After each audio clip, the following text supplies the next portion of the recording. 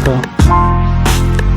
대정몽생이 벽승주입니다. 오늘은 나폴레옹 황제의 고향 코르시카 섬과 제주도의 동상이몽이라는 주제로 말씀을 드리겠습니다.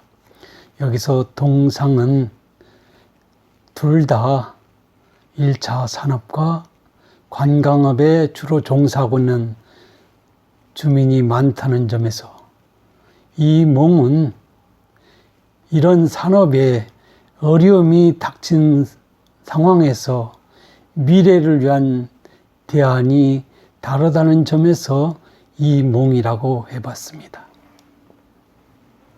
코르시카 섬의 면적은 8,680평방킬로미터로서 제주도의 5배 정도가 되고요.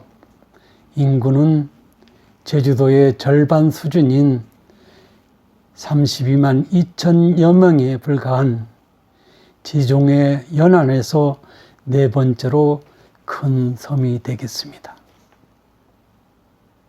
그 다음에 행정은 2개의 광역자치단체에서 주민행정을 주도하고 있습니다.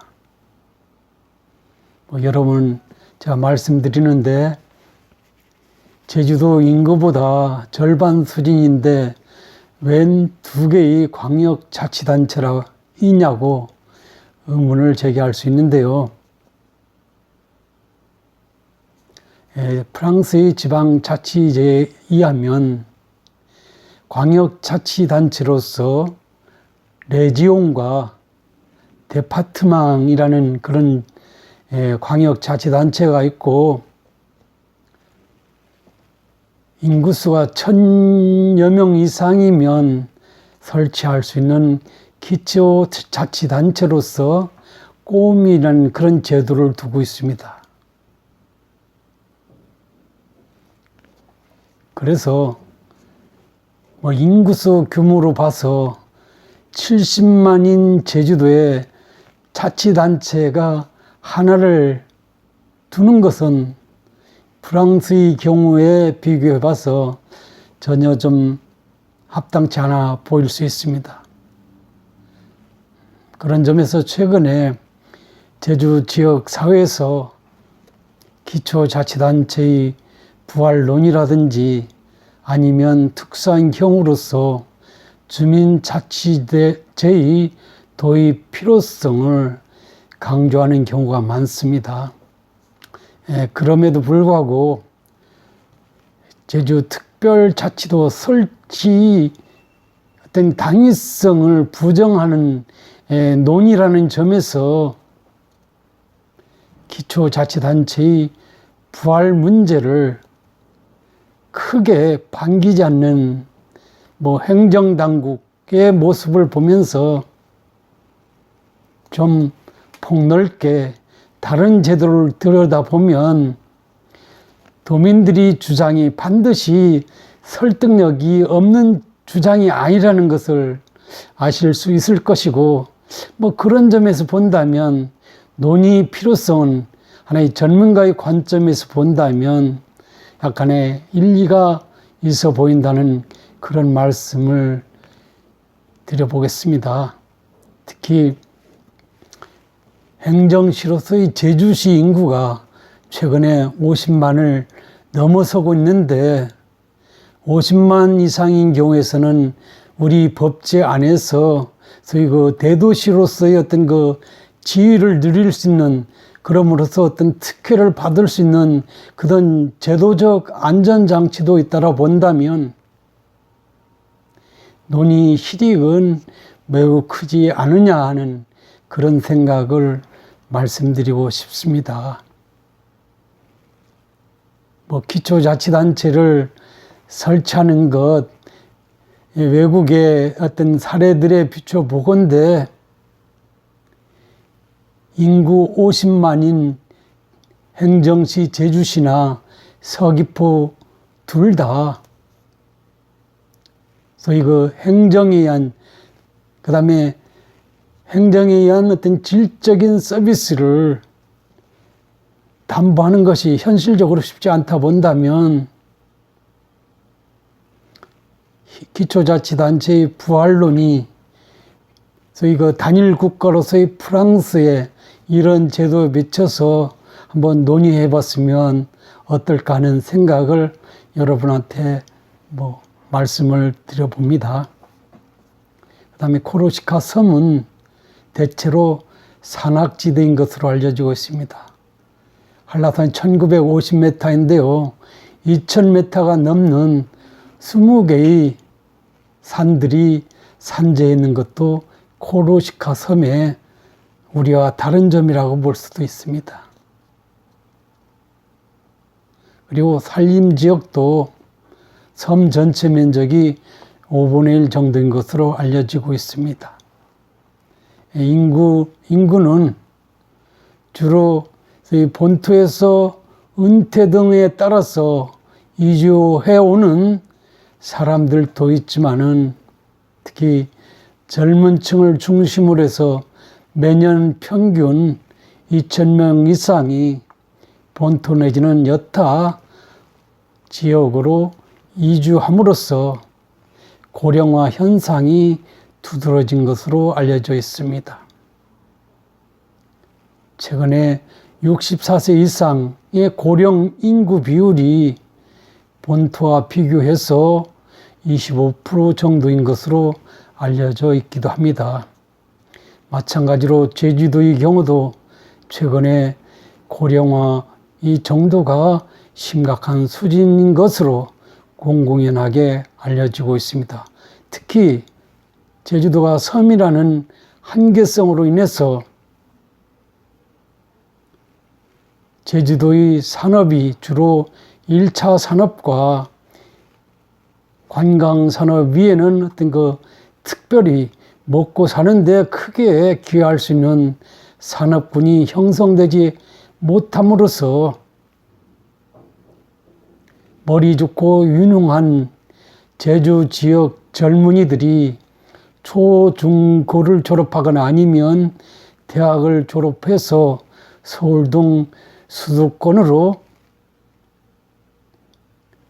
직장을 찾아서 이주하는 경향이 짙어지고 있다고 본다면 제주도 입장에서도 코르시카 섬의 상황 전혀 남의 일이 아니라는 것을 우리가 되짚어 볼 필요가 있지 않느냐는 그런 말씀을 드려보겠습니다.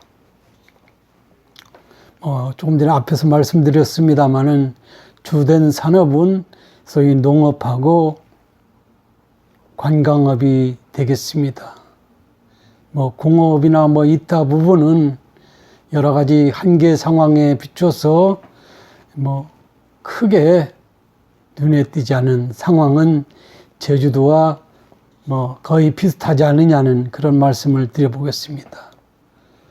특히 이제 관심을 끄는 부분은 재능을 가진 주민들이 코르시카 섬을 떠나서 본토나 여타 지역으로 이주함으로써 코르시카 섬의 어떤 문화와 전통을 유지 발전시키는데 여러 가지 어려움을 겪고 있다는 그런 내용이 되겠습니다.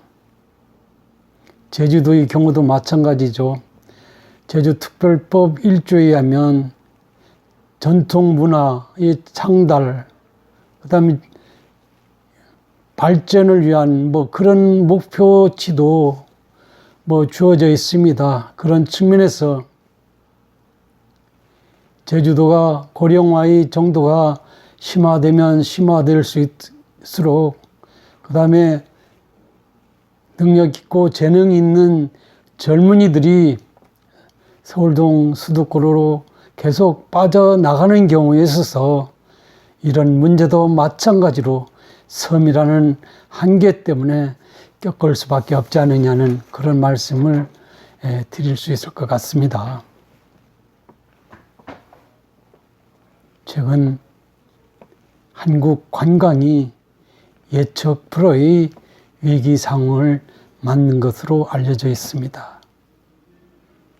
특히 국내 경제 상황이 전혀 녹록지 않은 데다가 외국인 관광객 특수도 지난 사드보복 조치 이후에 육허 관광이 쇠퇴와 더불어서 특수는 기대에 난망한 상황으로 빠져들고 있다는 점에서 전혀 간단해 보이지 않습니다.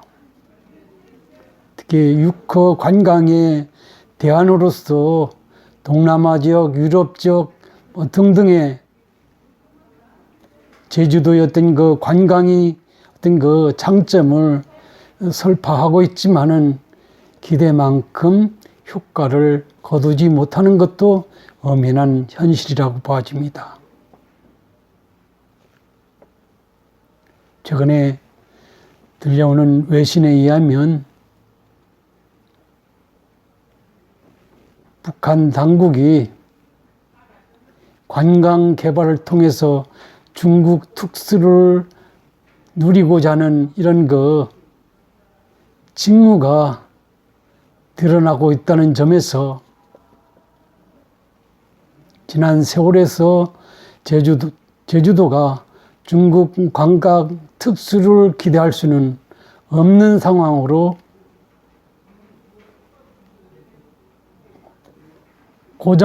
고착화되고 있는 이런 상황에서 앞으로 제주가 어떻게 해야 되느냐 하는 것은 대단히 간단해 보이지 않습니다.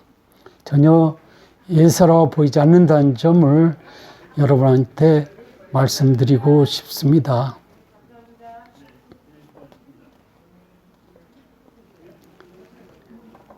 지금 여러분이 느끼시는 바와 같이, 감지하고 있는 바와 같이 제주의 먹거리는 1차 산업 이외에 관광이 무너진다면 대안이 없습니다. 물론 최근에 제주관광공사가 발표한 자료에 의하면 지난 사드보복 조치 이후에 외국인 관광객 특수는 형성되지 않았지만은 개별 관광객이 지속 증가하여 그들이 씀씀이가 커짐에 따라서 그렇게 큰 실망을 가질 필요는 없다라는 희망적인 보고서를 제시했고 지역 언론에서 그것을 이제 보도하고 있습니다만은 제가 여기서 우려하는 바는 미래를 위해서 과연 제주 관광이 온전하게 지속 가능성을 유지할 것이냐 하는 점에 대해서는 예측을 불허한다고 말하지 않을 수 없습니다. 내국인 관광의 경우도 그럴 것 같습니다. 제가 지난 5년 동안 동해안, 남해안, 서해안, 중부 지방 등 여러 곳을 제가 관광 겸 제가 들여다본다면 지금 제주 지역의 유락시설 못지않은 시설을 갖추어 나가고 있을 뿐만 아니라 시스템도 못지않고 여러 가지 풍광도 물론 제가 간만에 관광을 해서 그런지 모르겠습니다만은 제주도와 크게 비교해도 모자람이 없을 듯한 이런 풍광들을 제가 보았다는 점에서 내국인 관광에서도 지역 간의 경쟁도 치열할 것이라는 점에서 전혀 간단해 보이지 않는다는 그런 말씀을 드려보겠습니다. 그리고 제가 알기로는 2차 산업, IT 관련 산업이라든지 최근에 어떤 그 전문층에서 뽐이 조성되고 있는 스타트업 분야도 물론 명맥은 유지되고 있으나 자생력을 우리가 자랑할 정도로 크게 하나의 산업군으로서 자리매김되고 있는 것은 아니라고 저는 봐지거든요. 여러 가지 자료나 언론 보도에 비춰서 저는 그런 생각을 하고 있습니다. 뭐 이런 상황임에도 불구하고 제주도 당국은 모든 것을 다 내팽개친 듯한 상황에서 이 공항 건설 문제에 모든 행정력을 집중하는 그런 양상을 드러내 보이고 있다는 점에서 전혀 간단해 보이지 않습니다. 제주도 내부에서 먹고 사는 문제, 그다음 제주도에서 제주의 모든 것을 보려고 찾아오는 관광객이 많아야만 이 공항이 필요하다고 본다면 전 시대 상황에 부합되게 균형감 있는 어떤 그 정책적 조율을 해 나갈 필요가 있지 않느냐는 그런 생각을 제 개인적으로 여러분한테 말씀드려 보겠습니다. 특히 문제가 되는 것은 우리가 사도 보복 조치 이후에 중국이 취한 일련의 소위 그 보복 조치를 연상해 본다면 관광이라는 내저 산업, 2차 대전 이후에 미국이 어떤 그 부를 축적한 여유 있는 사람들에 의해서 시작이 된 이 내저 산업으로서의 관광 산업이 최근에는 소위 그 정치화가 되고 있다. 관광 산업이 정치화가 중국만이 아니라 일본도 그렇고 다른 나라들도 상대국과의 어떤 그 정치적 관계에서 실리를 고려해서 자국의 국민들을 상대방 국가의 여행을 즐기느냐 마느냐는 이것까지도 통제 내지는 제한 내지는 암묵적인 이런 제한을 가하고 있다고 본다면 관광산업의 정치화는 갈수록 심해질 수밖에 없지 않느냐는 그런 생각입니다. 그런 점에서 비춰보건대 제주의 관광의 미래 전혀 간단해 보이지 않습니다. 왜냐하면 내국인도 그런대로 지금까지는 제주도를 많이 찾았는데요. 제가 국내 요소 관광지를 돌아왔다 본 그런 경험에 비춰본다면, 그 다음에 국내 어떤 그 경제가 상황이 전혀 간단치 않게 돌아가고 있다고 본다면 비행기 타고 제주 가는 것 꺼려할 내국인 관광객도 많을 것이라는 점에서 제주 당국은 좀 곰곰이 생각해 볼 필요가 있지 않느냐는 그런 말씀을 드려보겠습니다. 외부 투자 유치 문제도 종전에는 소위 그 중국 자본 위주로다가 제주 지역에 소위 그 육거 관광 특수를 고려해서 돈 벌기 위해서 중국 자본이 유치가 일반화됐고 상징적이 됐는데 최근에는 전혀 그 자체도 그렇지 못한 것 같습니다. 왜냐하면 중국은 공산주의잖아요. 중국 당국에서 제주 관광을 차단시킨다면 제주에 투자할 이유가 하등 없어진다는 점에서 현실감 있는 것이라고 봐집니다. 그 다음에 최근에 있어서 어떤 그 이 논리가 자유시장주의가 아니라 소위 그 자국 우선주의적 측면에서 내국 산업의 활성화를 통해서 국민의 어떤 그 국부 창출을 극대화하는 이런 어떤 전략적 정책 추진이 모든 나라에서 일반화될 가능성이 짙어지고 있다라 본다면 외부 자본의 투자 유치도 전혀 간단치 않을 것이라는 점에서 좀 우려스럽다고 말씀드릴 수 있을 것 같습니다.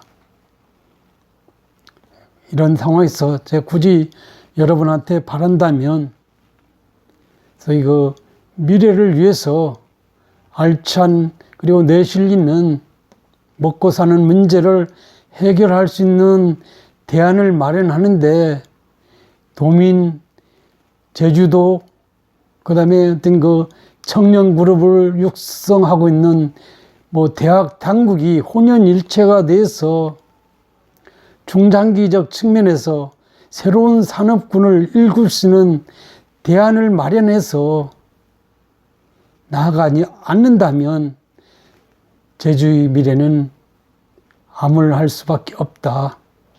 코로시카 섬에서 고민하고 있는 그런 상황이 제주에도 마찬가지로 엄습할 수밖에 없다. 유능하고 똑똑한 제주의 젊은이들이 먹고 사는 문제를 해결하기 위해서 서울이나 육지부로 이주할 수밖에 없는 이런 상황들을 지금부터라도 좀 대비할 필요가 있지 않느냐는 그런 생각을 해봅니다. 왜냐하면 기성세대와 젊은 세대의 어떤 그 삶에 대한 정의는 전혀 다르다고 볼 수 있습니다. 기성세대의 경우는 뭐 밥 세 끼 먹고 어느 정도 이렇게 자식 키울 수 있었으면 뭐 어떤 불편함이 있어도 제주도에 머물러 인생을 개척해 왔습니다. 그렇지만은 최근에 젊은 세대들은 먹고 사는 문제만이 아니라 자식 교육 문제, 그 다음에 문화적 그 어떤 성향, 취향에 따라서는 어떤 질적인 문화에 대한 어떤 그 경험을 늘려나가기 위한 측면에서 그런 곳으로 이주하는 것을 당연시하는 그런 세상이 열렸다 본다면 제주도 여러 가지 관점에서 좀 고민이 깊어지지 않을 수 없다는 점을 말씀드려 봅니다. 제 혼자 제주도 문제 전부 고민하는 것처럼 비춰질 수도 있습니다만 아마 여러분은 저보다 더 큰 고민, 더 많은 고민을 하고 있으리라 생각이 됩니다. 그렇지만 제가 일개 제주 사람으로서 생각나는 대로 이런 고민을 통해서 미래가 준비돼야만 제주가 나름 살기 좋은 곳으로 세계인이 찾을 것이라는 그런 기대치를 감안해서 그런 고민을 하고 있다는 것을 여러분한테 말씀드려 봅니다. 자꾸 제가 고향에 대해서 고민만 해서 죄송합니다. 좋은 하루 되시기 바랍니다. 감사합니다.